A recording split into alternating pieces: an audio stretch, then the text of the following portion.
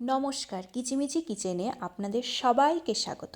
আজ আমি শেয়ার করছি খুব সাধারণভাবে কালো জিরে বাটা দিয়ে পাবদা মাছের ঝোলের রেসিপি।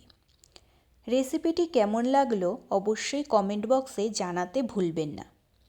চলুন তাহলে এবার রেসিপিটি শুরু করা যাক। প্রথমে পাবদা মাছগুলো পরিষ্কার করে ধুয়ে একটি প্লেটে নিয়ে নিলাম।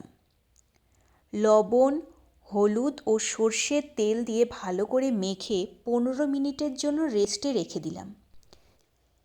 এখানে আমি একটা ছোট্ট টিপস শেয়ার করছি। যেসব মাছের আঁশ নেই সেই সব মাছের গায়ে কাঁচা সর্ষের তেল মাখিয়ে রেখে ভাজলে তেল ছিটে আসে না, না হলে এসব মাছের খুব তেল ছেটে। এবার রেসিপিতে আসা যাক। এবার গ্যাসে একটি কড়াই বসিয়ে দিলাম। কড়াই হালকা গরম হলে কিছুটা সর্ষের তেল দিয়ে দিলাম। এবার তেল গরম হয়ে গেলে একে একে মেখে রাখা মাছগুলো সাবধানে কড়াইতে দিয়ে দিলাম। এক পাশ ভাজা হয়ে গেলে মাছগুলো উল্টে দিয়ে অপর পাশটিও লাল করে ভেজে একটি প্লেটে তুলে নিলাম। এবার ওই তেলের মধ্যে কয়েকটি বড়ি দিয়ে দিলাম। বড়িগুলো নাড়াচাড়া করে দুপাশে লাল করে ভেজে নিতে হবে। ভাজা হয়ে গেলে বড়িগুলো একটি বাটিতে তুলে নিলাম। এবার ওই তেলেই কেটে রাখা বেগুন দিয়ে দিলাম। সামান্য লবণ দিয়ে নাড়াচাড়া করে বেগুনগুলো ভেজে নিলাম। হলুদ দেওয়ার দরকার নেই, তেলের মধ্যেই মাছের যে হলুদ আছে সেটাতেই ভাজা হয়ে যাবে। এবার বেগুনগুলো একটি প্লেটে তুলে নিলাম। বেঁচে যাওয়া তেলের মধ্যে কালো জিরা, শুকনা লঙ্কা, তেজপাতা ফোড়ন দিয়ে দিলাম। ফোড়ন নাড়াচাড়া করে ভাজা হয়ে গেলে সুন্দর গন্ধ বেরোলে আগে থেকে কেটে ভালো করে ধুয়ে জল ঝরিয়ে রাখা আলুগুলো দিয়ে দিলাম। আলুগুলো ভালো করে তেলের মধ্যে মিশিয়ে আগে থেকে কেটে পরিষ্কার করে ধুয়ে জল ঝরিয়ে রাখা শিমগুলো দিয়ে দিলাম।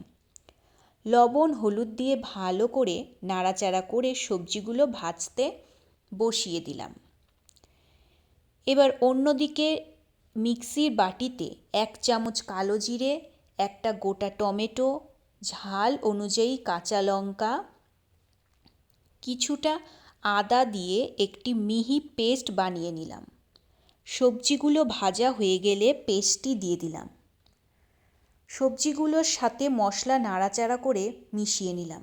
এবার অন্য একটি বাটিতে সামান্য জিরের গুঁড়ো, হলুদ, লাল লঙ্কার গুঁড়ো অল্প পরিমাণে ও সামান্য জল দিয়ে মশলা গুলে নিলাম।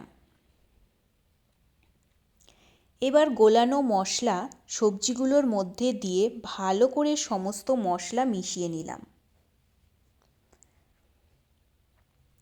সামান্য চিনি ও মশলার বাটি ধোয়া সামান্য জল দিয়ে ভালো করে মশলার সাথে সবজিগুলো কষিয়ে নিতে হবে। এবার পরিমাণ মতো জল দিয়ে দিলাম। যতটা পরিমাণ ঝোল রাখবে সেই হিসাবেই দেবে। ঝোল ফুটে উঠলে ভেজে রাখা বড়িগুলো দিয়ে দিলাম। সমস্ত কিছু 70% সিদ্ধ হলে ভেজে রাখা বেগুনগুলো দিয়ে দিলাম। এবার একে একে ঝোলের মধ্যে ভেজে রাখা মাছগুলো দিয়ে দিলাম। আলতো হাতে খুন্তির সাহায্যে ঝোলের মধ্যে মাছগুলো ডুবিয়ে দিলাম। সমস্ত কিছু সিদ্ধ হয়ে গেলে নামানোর আগে ধনেপাতা কুচি দিয়ে লো ফ্লেমে ঢাকা দিয়ে 5 মিনিট রেখে দিলাম। এবার নামিয়ে দিন কালো জিরে বাটা দিয়ে পাবদা মাছের ঝোল। ধন্যবাদ।